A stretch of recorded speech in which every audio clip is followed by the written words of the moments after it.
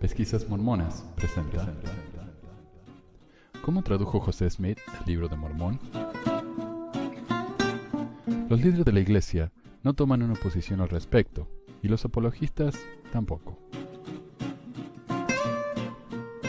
Lo único que José dijo al respecto está en Doctrinas y Convenios 135.3.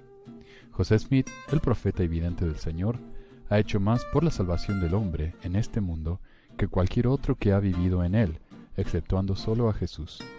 En el breve espacio de 20 años, ha sacado a luz el Libro de Mormón, que tradujo por el don y el poder de Dios. En Historia de la Iglesia, tomo 1, página 222, dice: el hermano José Smith, hijo, dijo que no se pretendía decir al mundo todos los particulares del surgimiento del Libro de Mormón, y también dijo que no era necesario relatar estas cosas. Pero tenemos una pista de lo que los líderes piensan. Uno de los nuevos ensayos de la Iglesia enseña que algunos relatos indican que José Smith estudiaba los caracteres de las planchas. Los relatos, en su mayoría, indican que José usaba el Urim y Tumim, los intérpretes o la piedra vidente, y muchos relatos mencionan que utilizaba una sola piedra. Según estos relatos, José colocaba los intérpretes o la piedra vidente en un sombrero, apoyaba el rostro en el sombrero para bloquear la luz externa y leía en voz alta las palabras en inglés que aparecían en el instrumento. El proceso, tal y como se describió, recuerda un pasaje del Libro de Mormón que habla de que Dios prepararía una piedra que brillará en las tinieblas hasta dar luz. El elder Nelson, en la revista Ensign de 1993, citó el siguiente pasaje de David Wedmer. José Smith ponía la piedra de vidente en su sombrero y su rostro en el sombrero, apretándolo alrededor de su cara para excluir la luz. Y en la oscuridad brillaba la luz espiritual. Un pedazo de algo semejante a un pergamino aparecía en la escritura. Un carácter a la vez aparecía, y debajo de él estaba la interpretación en inglés. El hermano José le leía la traducción en inglés a Oliver Cowdery, quien fue su principal escriba. Y Oliver lo escribía. Se lo repetía al hermano José para ver si era correcto, entonces la escritura desaparecía y aparecía otro carácter con su traducción. Así, el Libro de Mormón se tradujo por el don y el poder de Dios y no por ningún poder del hombre. Es interesante que elder Nelson cite esta obra de Wedmer, ya que en la misma, la cual se llama Un mensaje para todos los creyentes en Cristo, él dice: hay tres denominaciones diferentes que creen que el Libro de Mormón es la palabra de Dios. Primero, la Iglesia de Cristo. Segundo, la Iglesia reorganizada de los santos de los últimos días. Tercero, la Iglesia de los santos de los últimos días. La última nombrada es la Iglesia en Salt Lake City. Ellos creen en la doctrina de la poligamia. Yo soy un elder en la Iglesia de Cristo. Creemos en la doctrina de Cristo como fue enseñada en el Nuevo Testamento y en el Libro de Mormón. Dios le dio a la Iglesia un líder, pero esto demostró ser su destrucción. Este fue el primer error que entró en la Iglesia. Todos teníamos confianza en el hermano José, pensando que como Dios le había dado el gran don de traducir el Libro de Mormón, que todo lo que haría sería correcto. No teníamos el Espíritu con nosotros en poder como un cuerpo, después de la organización de la Iglesia, como lo teníamos antes del 6 de abril de 1830. Uno de los elders de la Iglesia, José, fue llevado a un grave error, y los miembros consintieron. El tiempo demostró que este fue un error muy lamentable, siendo la causa de los problemas que recayeron sobre la gente de Dios.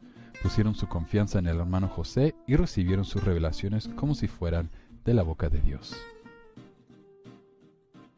Emma Smith, quien actuó como una escribiente anterior para José, dio este relato en 1856. Cuando mi esposo estaba traduciendo el Libro de Mormón, escribía una parte de él, mientras José dictaba palabra por palabra cada oración, y cuando llegaba a los nombres propios que no podía pronunciar, o palabras largas, las deletreaba, y mientras yo las escribía, si cometía algún error de ortografía, él me paraba y me corregía la ortografía, a pesar de que le era imposible ver lo que había escrito en ese momento. Incluso era incapaz de pronunciar la palabra Sara al principio, así que tuve que escribirla y pronunciársela. Si este es el caso, que cada palabra aparecía en la roca y no desaparecía hasta que la palabra estuviera escrita correctamente, ¿por qué hubieron tantos errores de ortografía en la primera edición del Libro de Mormón? Gerald y Sandra Tanner, antes de que se pudiera hacer algún estudio detallado y computarizado del Libro de Mormón, encontraron casi 4.000 cambios entre la primera y la segunda edición.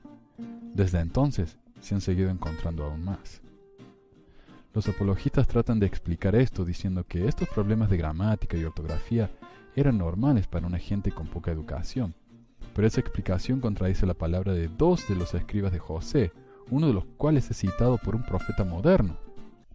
Otros, como el presidente de la iglesia Joseph Fielding Smith, culpan al impresor.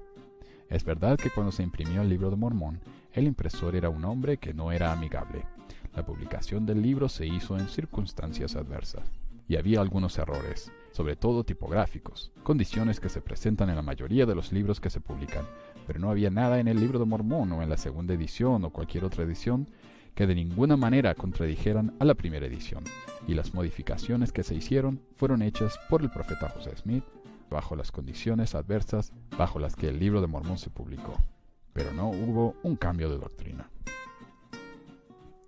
El problema es que el erudito mormón B.H. Roberts, quien tenía acceso a los fragmentos del manuscrito del Libro de Mormón, afirmó que la primera edición del Libro de Mormón es singularmente libre de errores tipográficos y que el impresor no puede ser culpado por los muchos errores que se encuentran en el Libro de Mormón.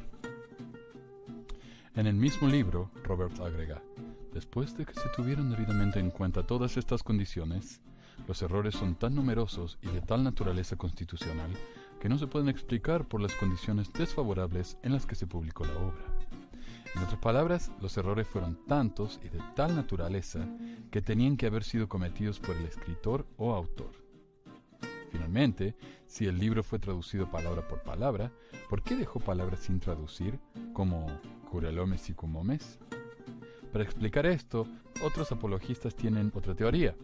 El apologista Brent Gardner, en su artículo El don y poder traduciendo el Libro de Mormón, citado en Fair Mormon, dice que pienso en el número de veces que la gente ha tenido experiencias espirituales y no sabían que las tuvieron.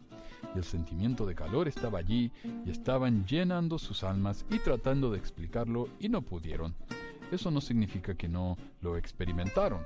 No significa que no era algo real, simplemente significa que hay comprensión y entendimiento que sobrepasa el lenguaje y no pudieron traducirlo. En otras palabras, y por el resto de lo que dice el artículo, el cual les invito a leer, José vio el Libro de Mormón en su mente como una película, y él escribió lo que vio en sus propias palabras. Esto explicaría las faltas de ortografía y de gramática y el uso del lenguaje coloquial de José, pero contradice lo que Emma y David Whitmer dijeron.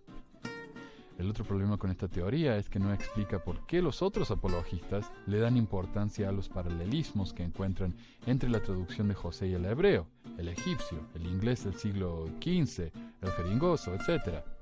Porque después de todo, José no está traduciendo palabra por palabra, sino imágenes. Además, si José dictó las imágenes que vio y no las palabras, ¿por qué la obsesión con la frase «y aconteció?», la cual no era común del idioma de su época, o los arcaísmos, lo que significa palabras antiguas, usadas en la traducción al inglés? ¿Por qué no lo escribió en su propio lenguaje? Los apologistas dicen que tal vez José vio tapires o ciervos y escribió caballos, porque eran parecidos a lo que él conocía. Esto explica la aparición de caballos en el Libro de Mormón, a pesar de que los caballos no existieron en América durante la época del libro. Aparentemente no hay ciervos en Nueva York, y José nunca escuchó una descripción de uno, y por eso dijo que era un caballo.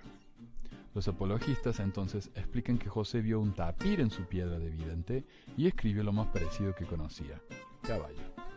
Pero si ese es el caso, entonces ¿cómo sabía que los curelomes y cumomes se llamaban así? ¿Por qué no escribió el nombre de un animal parecido a los curelomes y cumomes y los llamó de esa manera?